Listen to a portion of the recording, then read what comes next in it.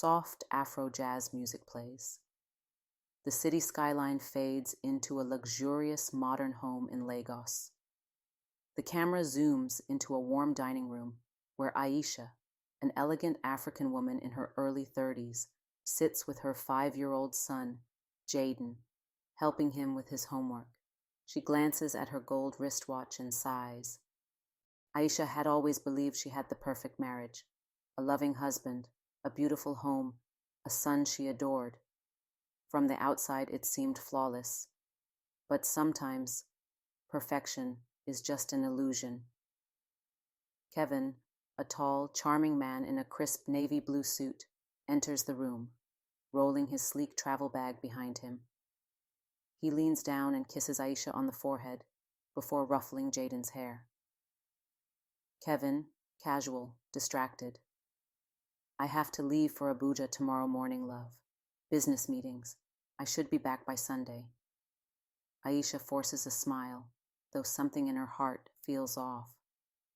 Kevin quickly checks his phone, smirking as he types. Aisha watches him, a strange feeling creeping in, but she shakes it off. He was her husband. Why should she doubt him? That night, Aisha tucks Jaden into bed and returns to her room. She notices Kevin's second phone on the nightstand, the one he never lets her touch. Tonight, curiosity wins. She picks it up, her heart pounding. The screen lights up, revealing an unread message. Message, on-screen text. Good night, my love. The kids and I miss you. Call me when you can. Aisha's hands trembled. What kids? Who was this woman? And why was she calling her husband, my love? She swipes the screen, but before she can read more, the phone locks. Kevin's secret passcode. Her heart races. Should she wake him up? Should she pretend she never saw it? A storm of emotions rages inside her, but deep down, she knows. Her perfect marriage is not so perfect after all. The next morning, Aisha watches Kevin leave for his business trip. Her mind is a whirlwind of thoughts. She grabs her phone and dials her best friend, Linda. Linda, concerned.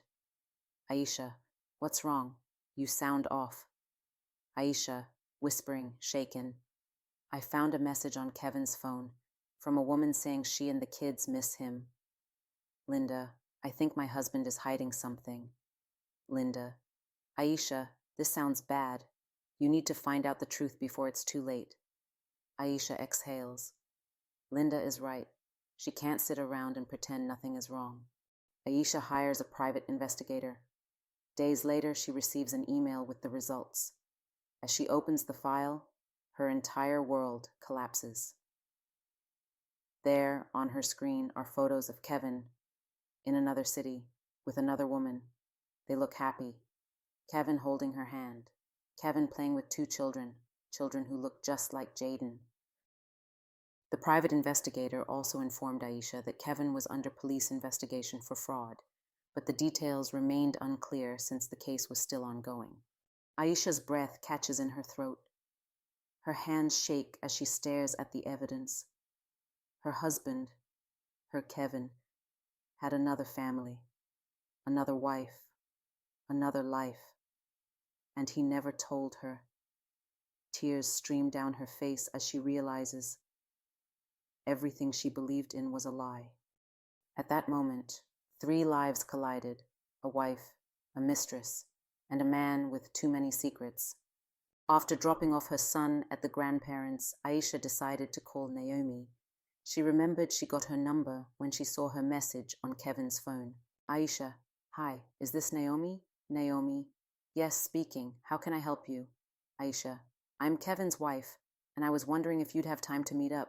Naomi, wait, what? What are you talking about? Is this some kind of prank? Aisha, girl, I wish it was. But honestly, I think we need to meet and talk about this in person. The next day, Aisha and Naomi meet at a quiet cafe, away from prying eyes.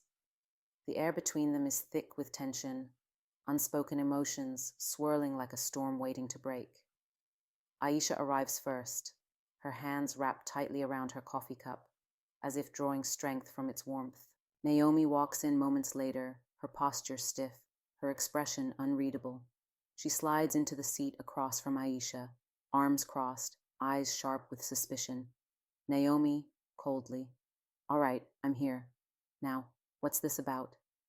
Aisha exhales slowly, steadying herself. Aisha softly. Thank you for coming, Naomi. I know this is unexpected. Naomi, raising an eyebrow. Unexpected? A call from a stranger claiming to be my lover's wife? Yeah, I'd say that's unexpected. Aisha flinches, but quickly regains her composure. Two women, one betrayal, but instead of tearing each other apart, they decided to join forces. Aisha, soft, shaking her head. Loved him. I trusted him. Naomi, bitterly laughing. So did I. Turns out we both married a stranger. They stare at each other for a long moment. Then Aisha pulls out her phone, scrolling through the investigator's evidence. Aisha. Kevin has been lying for years. He travels so much because he's balancing two families. But now it's over. Naomi exhales, her expression hardening. Naomi. We can make sure of that. Aisha looks up. A slow, determined smile forms on her lips. Kevin thought he could fool them both, but he made one mistake. He underestimated the power of two women scorned. 1 week later, Kevin arrives home from another business trip, whistling as he walks into his luxurious house. He loosens his tie, expecting Aisha to greet him. Instead, he's met with an eerie silence. Then he sees them, Aisha, Naomi, sitting together on the couch, waiting. Kevin stands frozen at the entrance of his home. His heart pounds. His mouth goes dry. He wasn't expecting this. His wife, Aisha, is sitting on the couch, but she's not alone. Right beside her is Naomi, his other wife. They are both staring at him, their faces unreadable. Kevin takes a slow step forward, forcing a nervous smile. Kevin, clearing throat, nervous chuckle. Aisha and Naomi. What's going on? Aisha crosses her legs, looking at her nails like she has all the time in the world. Naomi folds her arms, her jaw clenched. Kevin always thought he was in control. 2 wives, 2 lives, 2 homes. But now, both his worlds had collided, and there was no escape. Kevin drops his travel bag, pretending to look confused. Aisha finally lifts her gaze, her eyes cold as ice. Aisha, calm but deadly. Take a seat, Kevin. Kevin hesitates, then obeys. His hands are sweaty. The silence in the room is suffocating. Naomi, deadpan. How long, Kevin? Kevin blinks, pretending not to understand. Kevin, how long what? Naomi slams her phone on the table. The screen lights up photos of Kevin with her and their children. Then, Aisha pulls out her phone more pictures, but this time with her family. Kevin's double life is on full display. Aisha. Kevin, both Naomi and I know you've been living a double life. We have all the proof. Naomi. Honestly, Kevin, I'm still in shock. I can't believe you managed to deceive us for so long. Kevin. Aisha. Naomi, it's not what you think. Naomi. Oh, just stop, Kevin. I met you in South Africa while handling business for my father's company. One thing led to another, and we got married. When I returned here, you insisted we move into my house because you didn't want the stress of finding one yourself. Aisha. Wow, Kevin, you really thought you had us fooled. You legally married me in Nigeria a year after marrying Naomi, right after our traditional wedding. Kevin, please, just hear me out. Naomi. Kevin, spare us the excuses. There is absolutely nothing you can say to justify this betrayal. Aisha. Do you even realize that marrying 2 women legally in this country is a crime? My private investigator has already reported the matter to the police. They'll handle it from here. As Aisha, Naomi, and Kevin sat deep in conversation, the doorbell suddenly rang. The maid opened, and in walked 2 police officers with serious expressions. Are you Mr. Kevin? One of them asked. Kevin hesitated, his face momentarily drained of color. Before he could respond, Aisha and Naomi, almost instinctively, spoke up at the same time. Yes! His name is Kevin. What's this about? The officers exchanged glances before one of them stepped forward. Mr. Kevin, you are under arrest for fraud in Nigeria. Additionally, the American government has issued a warrant for your arrest in connection to a murder investigation.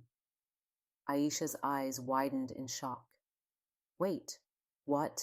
Am I dreaming? Someone, please wake me up. Naomi clutched her chest, trembling. Oh my God, what have I been married to? I'm shaking. The officer continued, his voice unwavering. Kevin had a wife and 2 children in the U.S. He is a prime suspect in her murder, allegedly killing her to claim her life insurance payout. A sickening realization dawned on Aisha and Naomi. Kevin had never been the man they thought he was. He was a predator, hunting wealthy women for their fortune. Aisha, the only child of a billionaire real estate tycoon, had inherited a vast empire. Even the luxurious home she shared with Kevin wasn't his. It was a gift from her father. Meanwhile, Naomi, a powerhouse in the fashion industry, had built her own thriving business and held immense influence. Both women had one thing in common: wealth. And that was exactly what Kevin had been after. He had portrayed himself as a successful businessman, living lavishly and appearing financially secure. But in reality, his extravagant lifestyle had been fueled by stolen life insurance money. Now the facade had crumbled, and the truth stood exposed. Kevin had spent years playing the game, but today the game played him, and in the end he lost everything. But then Aisha's phone buzzes from the private investigator. She glances at the screen and suddenly lets out a sharp, cold laugh. Aisha, mocking, shaking her head. Oh, Kevin, just when I thought you couldn't sink any lower. At this rate, we're going to be here all night. Somebody get me some popcorn. The show has just started. Naomi, confused.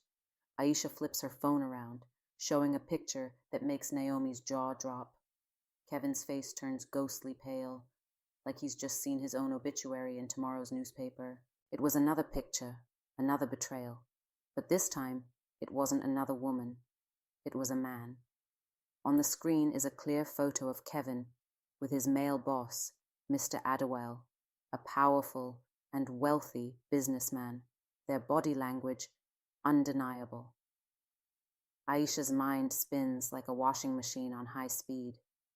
Naomi stares at Kevin like she's just discovered he's an alien in disguise.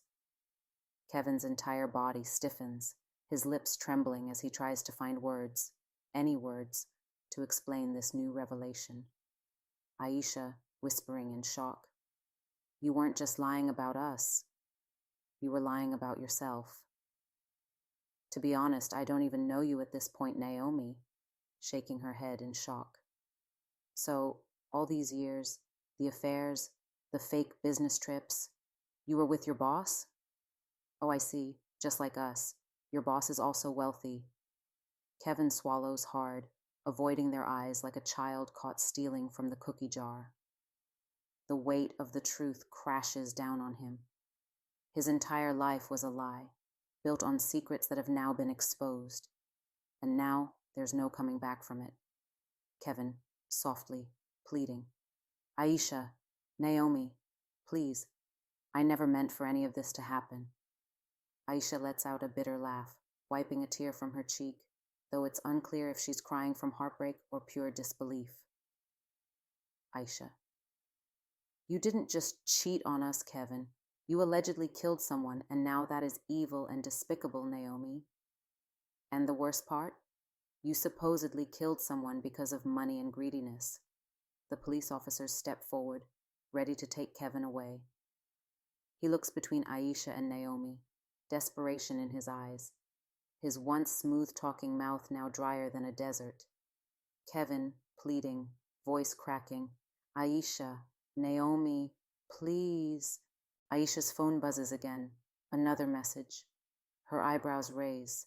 She glances at Naomi, then at Kevin, shaking her head in disbelief.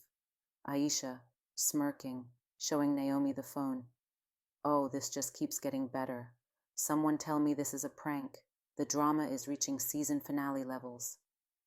Naomi leans in, her eyes widening as she reads the message.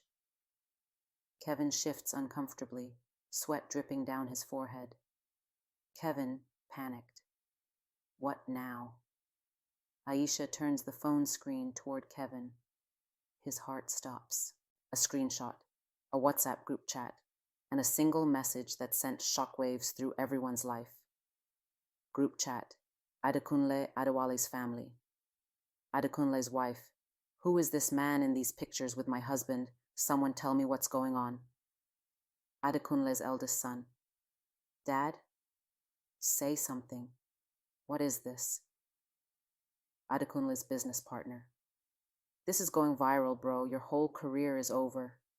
Kevin's face drains of color. His lips part, but no words come out. His worst nightmare. His worst nightmare was being fully exposed and losing the money he frauded his way up for. Aisha steps forward, tilting her head. Aisha, mocking. You were so busy deceiving us, Kevin, but it looks like you weren't the only one living a lie. Kevin's phone buzzes in his pocket. One of the officers pulls it out and holds it up. Multiple missed calls from Mr. Adewale. Then another message comes through. Email Mr. Adewale. Kevin, we are finished. My wife knows. The media knows.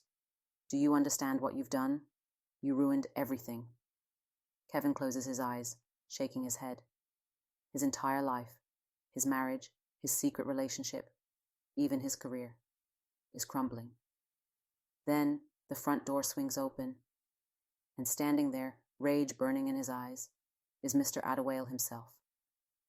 Security had let him in. Mr. Adewale, low, dangerous. You fool. Aisha and Naomi exchange a glance. They hadn't expected this, but oh, how the tables had turned. Kevin swallows hard, his voice barely a whisper. Kevin. Adekunle. Before he can finish, Mr. Adewale suddenly lunges, grabbing Kevin by the collar. The officers step in immediately, pulling him back. Mr. Adewale, yelling, Do you know what you've done? My wife left. My children won't even speak to me. My company is in ruins. Reason why my company is in ruins is because you were busy stealing money from the company to sponsor your fake life. Naomi, sarcastic, amused. Well, well, well. Looks like Kevin wasn't the only family man hiding a secret. Mr. Adewale turns to her, his face filled with shame. He knows she's right. He knows his life is just as ruined as Kevin's. Aisha, smirking. And to think, all those business trips were not really business trips. Kevin looks down, defeated. Mr. Adewale exhales sharply, fixing his suit, trying to regain control. But it's too late. Mr. Adewale, I never should have trusted you. Then he turns and walks out the door, leaving Kevin to deal with the mess alone. As the officers drag Kevin out, he catches a glimpse of his reflection in the hallway mirror. His perfect, carefully constructed life now shattered into pieces, just like his dignity. Aisha. Oh well, that's that. Aisha took a deep breath, steadying herself before turning to the maid and the security team. Her voice was firm but composed. Please gather all of Kevin's belongings and dispose of them, she instructed. I don't want anything of his left in this house. She paused, then added, with a hint of finality, burn them if you must. She then turned to the head of security, ensuring her message was clear.